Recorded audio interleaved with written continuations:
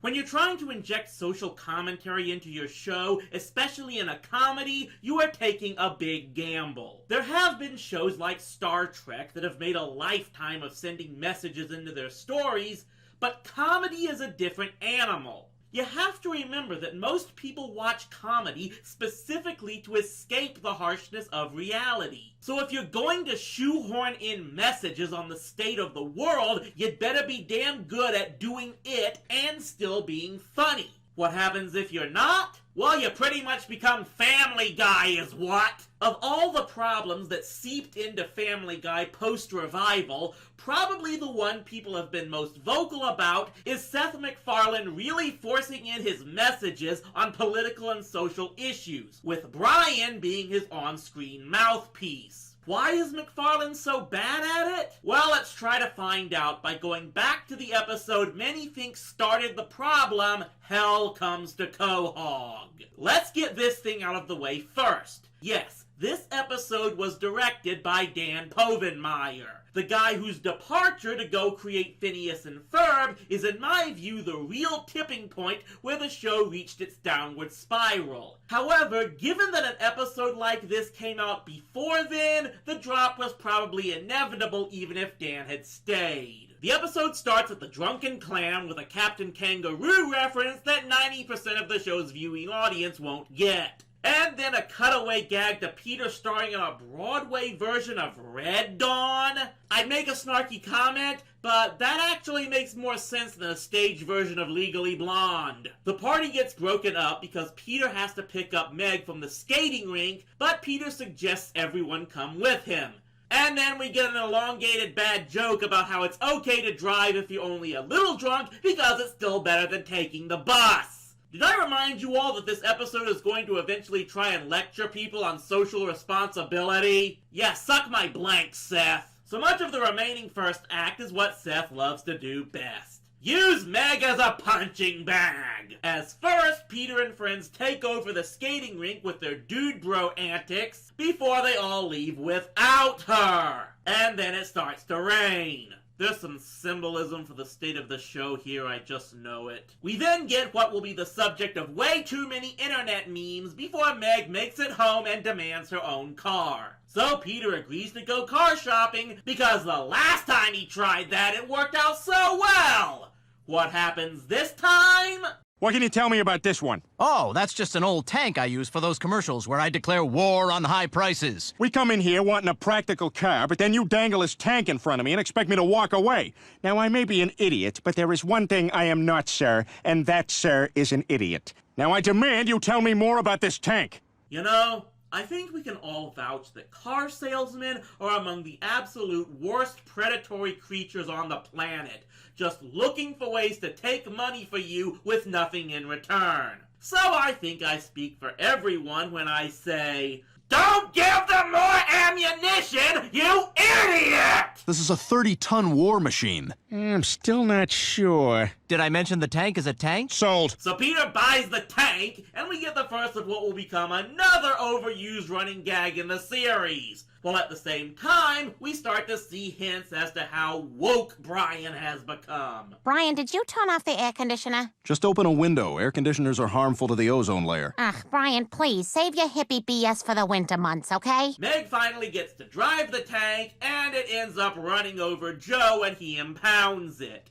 Now, believe it or not, all of that random pointless crap they threw into the first act was actually building up to the main story. And for what it's worth, it still wasn't as bad as the first act of Family Gay. But now the fun and games are over as Meg decides she'll get her own car and get a job at the newly opened Superstore USA to pay for it. Of course, Brian has to chime in his opposition. You cannot work there, Meg. Giant megastores like Superstore USA are ruining this country. They don't pay their employees a decent wage or give them health benefits. You have to wonder how many people all those years ago knew this would be the point of no return for Family Guy. You'll earn minimum wage, no overtime, no health benefits, and every day at 3, you'll need to give Sloth a Baby Ruth.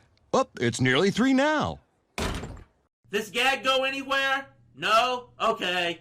So it's pretty much a day after the store opens that everything else in Quahog gets shut down, including Peter getting laid off from the Pawtucket Brewery because the superstore has its own brewery on site, and they force rolling blackouts on the city in order to keep the store running. I don't think I need to tell you that I found no history of Walmart running its own brewery or forcing blackouts in real life.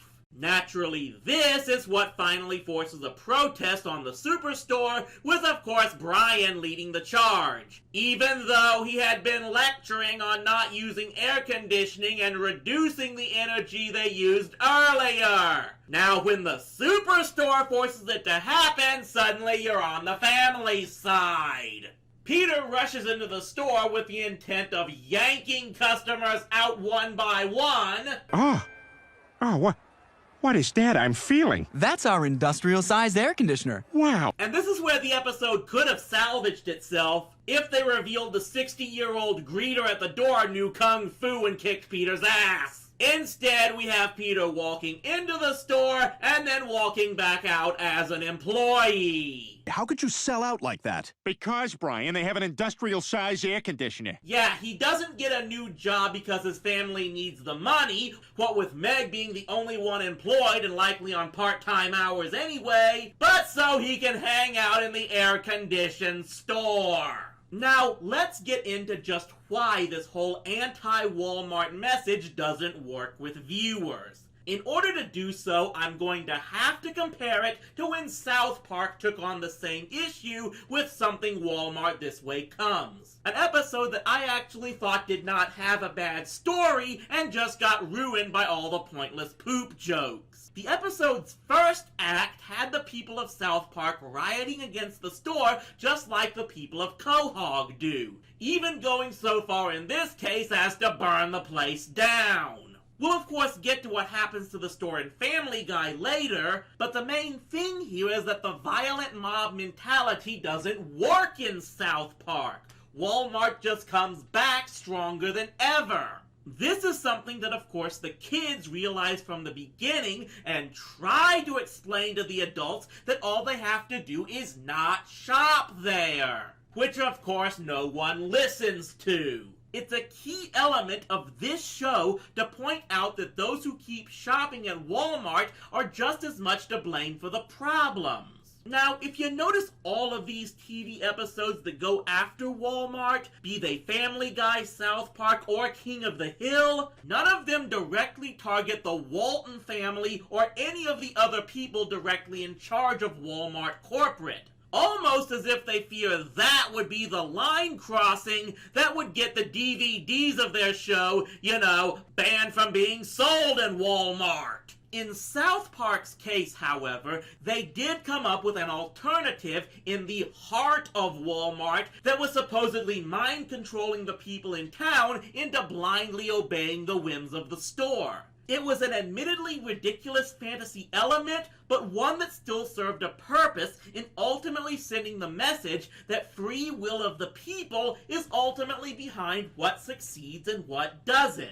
Family Guy doesn't go after either the people at the very top or those who shop at the store. This episode directly attacks the people who work for Walmart, chastising those who are only taking whatever job they can get in order to make ends meet. Brian never calls out the people shopping at Superstore USA, only the employees, who are just as much victims of the store's policies and the mob Brian is forcing on them just because they aren't choosing to be completely unemployed. It's a standard lazy practice that even we do in real life of misdirecting our anger into whoever is right in front of us, rather than take the actual time to think and figure out what the real heart of the problem is and how it can be solved. This is why Brian Griffin does not come off as a good representative of the little guy.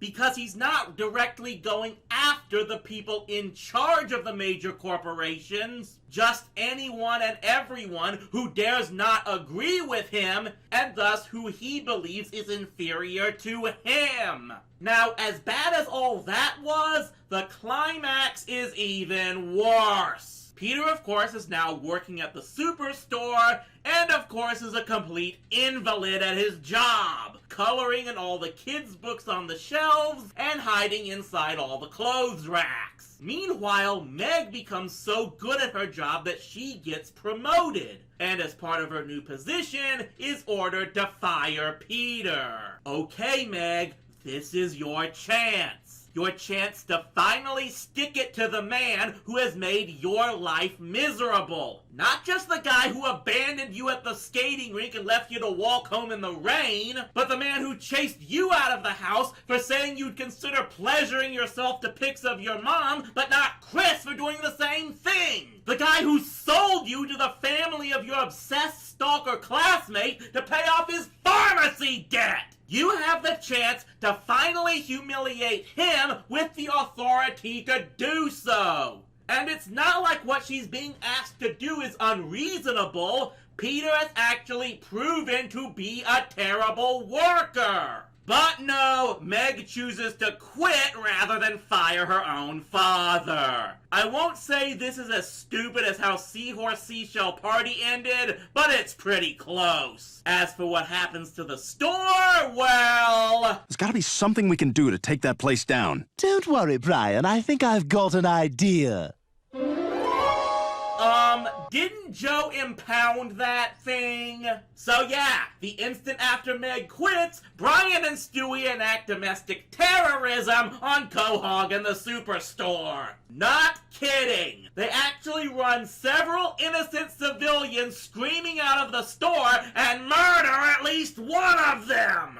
Oh, and remember, they didn't know Meg and Peter were quitting, so I'm guessing Brian would have had no problem blowing the place up with them inside. Our heroes! So yeah, they destroy the store and somehow avoid going to prison, I guess just because everyone in town is glad to have the power back on, because that's how the power grid works, I guess. And I think we learned something. Any problem caused by a tank can be solved by a tank. And we learned that we should have taken the hint that was given to us about where this show would be headed back in 2006. So yeah, this episode. I can kind of see that they were trying for a wish fulfillment scenario, thinking the audience would want to see a big box store get leveled to the ground. But its biggest problem is that it cares more about being preachy than being funny, and the main characters aim their vitriol at the wrong types of people.